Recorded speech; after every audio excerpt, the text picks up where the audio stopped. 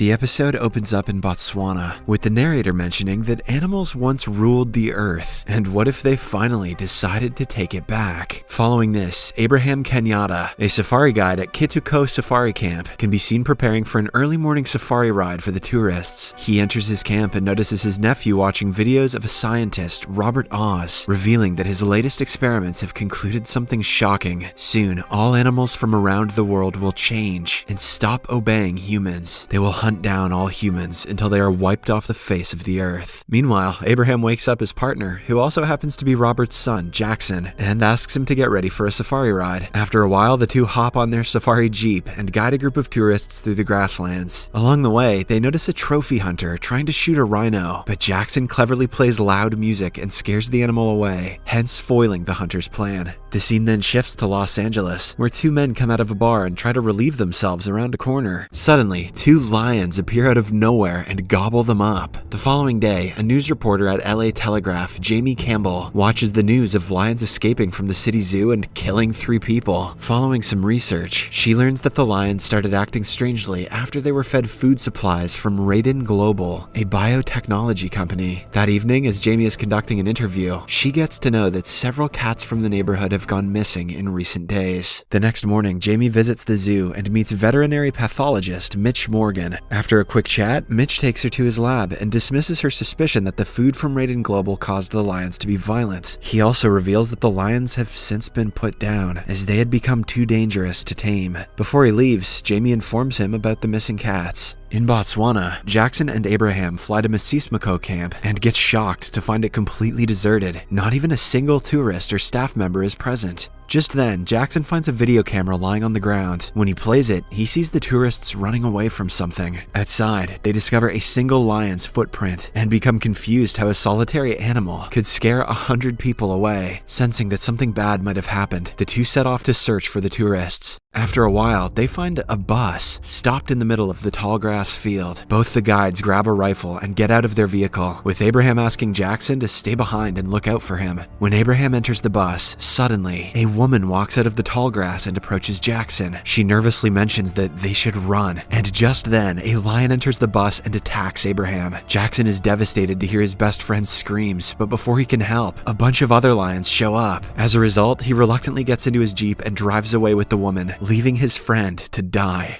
On their way, the woman introduces herself as a French tourist, Chloe, and reveals about how she and her group got attacked by a group of lions when they were out to see gazelles. Unfortunately, their day goes from bad to worse when the jeep suddenly breaks down, with the camp still 6 miles away. Jackson suggests they walk to the camp, but Chloe is afraid, as she has seen the barbaric man eating lions. However, when Jackson assures her that lions do not attack when they are full, she reluctantly agrees. After a while, as the two are walking alongside a river, they are approached by yet another group of lions. The duo freezes in horror, and when one of the lions comes near them, Jackson notices that its eyes have defiant pupils. This apparently means that the lion is dangerous, and right then, Jackson and Chloe slip and fall from a small cliff. Fortunately, they are not injured, and they make it safely to camp. There, Jackson hypothesizes that his father, Robert Oz, was right all along. The animals have started acting crazy. Hence, he immediately calls the Botswana Center for a research and rescue team. Back in LA, Jamie receives a message from Mitch, mentioning that he has found the missing cats. She immediately drives off and finds him waiting for her at an elementary school. To her surprise, Mitch shows her a tree full of cats and assumes that they are being controlled by something strange. Jamie wastes no time and calls animal rescue, while Mitch finds a small honeysuckle plant under the tree. Surprisingly, when he picks up the plant, all the cats climb down the tree and walk away. In Botswana, the rescue team finally arrives at the camp, but instead of helping, they arrest Jackson for interfering with lawful hunting. Meanwhile, a few kilometers away, a lion drags a lifeless Abraham up a tree, while the other lions simply watch. The next day, Jackson somehow gets out of prison by pleading with the guard, Kavimba, that he has to go. He explains that something strange is happening outside, and that they have to solve it before the situation gets worse. Hearing this, Kavimba also decides to accompany him. When Jackson steps out of the prison, he meets Chloe, ready to leave for Paris. They exchange numbers before departing. Next, Jackson and Kivimba, along with a Jeep driver, visit the place where Abraham was attacked by the lions before. They notice a trail of blood, and after following it, find Abraham lying on a tree. Disregarding the danger, Jackson rushes to save his friend, while the other two follow him closely. Surprisingly, Abraham is still alive, and he tries to warn Jackson about the lions. The group somehow manages to place him in the Jeep, and at the same time, the pride of male lions also arrives. However, they do not attack the humans and simply watch them leave. It appears as if they wanted the humans to leave. In the next scene, the men have already arrived at the camp where Jackson's mother, Elizabeth Oz, is looking after the injured people. She reveals to Jackson that Abraham is absolutely fine, with no lacerations or bite marks on his body. After a while, he wakes up and Jackson pays him a visit. On inquiring, Abraham reveals that when he entered the tourist bus, a male lion sneaked in and knocked him out with a single swipe. The next thing he remembers is being dragged to the tree branch. Hearing this, Jackson deduces that the lions were never going to eat Abraham, but were instead waiting for others to find him. He then assumes that the lions want to spread a message to the human world that they are now no longer afraid. The scene then shifts to Slovenia, where a British couple is trying to adopt a Slovak kid. Since they are on a few days trial, the husband Nicholas tries his best to keep the boy happy. He takes the boy to zoos, buys him toys, and takes care of his every need. That night, a dog sneakily grabs the boy's toy and runs away, prompting Nicholas to go after it. A few minutes later, he reaches a dark alley and finally catches the dog. But when he takes a proper look around the place, Nicholas notices several mutilated bodies lying around. Terrified, he tries running away, but a bunch of angry dogs surround him and finish him off. Back in Los Angeles, Jamie does some research and learns that Raiden Global is actually using harmful chemicals while manufacturing their food products. She then visits Mitch and tells him that she suspects the chemical is the instigator of the animal's violent attack. It turns out that all the lions in the city have started being somewhat violent. After a while, they meet with a zoo worker and convince her to provide them with a lion cub so that they can study it and find the cause of their aberrant behavior. Soon, Jamie and Mitch start their research by sedating the cub and hooking it up to several wires. But before they can come up with anything conclusive, the lion cub wakes up. This shocks Mitch as the sedative was supposed to work for a further 2 hours. At the same time, he gets a call from the zoo worker from before, informing him that all the lions in the zoo have started roaring aggressively. When Mitch adds everything up, he concludes that somehow the lions have started to communicate long distance using unusual hyper-gamma frequencies.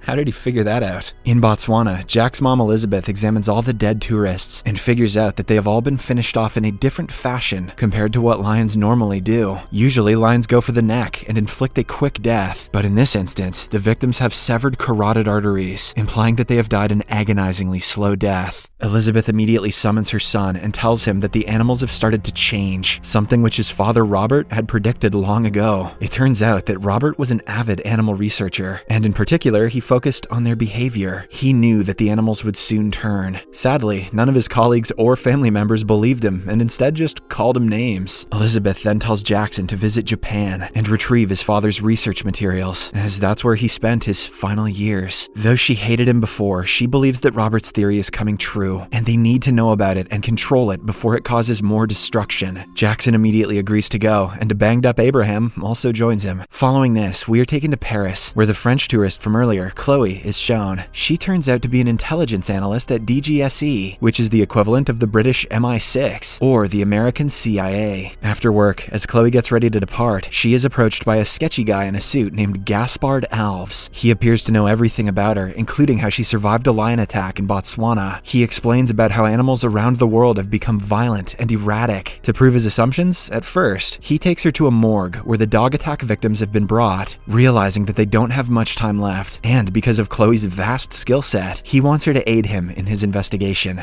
Meanwhile, Jackson and Abraham reach Tokyo and meet Minako, the second wife of Robert. Jackson informs her that they are here to retrieve the research materials from his father, but Minako replies that she doesn't have them. She reveals that everything is kept safe on a secluded island near Fukushima Nuclear Center. Wasting no time, the group leaves for Fukushima on a private plane. Minako hands the boys a Geiger counter, a device to measure radiation, saying the place is still not safe to visit. it. Just then, the plane is attacked by a swarm of bats. Jackson is shocked to see bats flying at such a high altitude, not to mention in the daytime. Unfortunately, the plane loses control and crashes into the sea, killing Minako and the pilot. Jackson and Abraham are devastated by the incident, but nonetheless, they decide to explore the island before help arrives. After some hours of walking, they finally come across Robert's research place. Strangely, they also find some horses that have their eyes gouged out. Later, after entering the main research house, Abraham discovers the horse's eyes kept inside a glass jar. They then play some of the research videos, where Robert mentions that the horses have become aggressive. He even talks about their defiant pupils. With this, Abraham and Jackson conclude that Robert blinded the horses when they became aggressive. On the other hand, the sketchy suit guy from earlier, Gaspard, approaches Mitch and requests that they work together to find out about the changing animal behavior. Mitch agrees straight away, but on one condition: Jamie will also join them.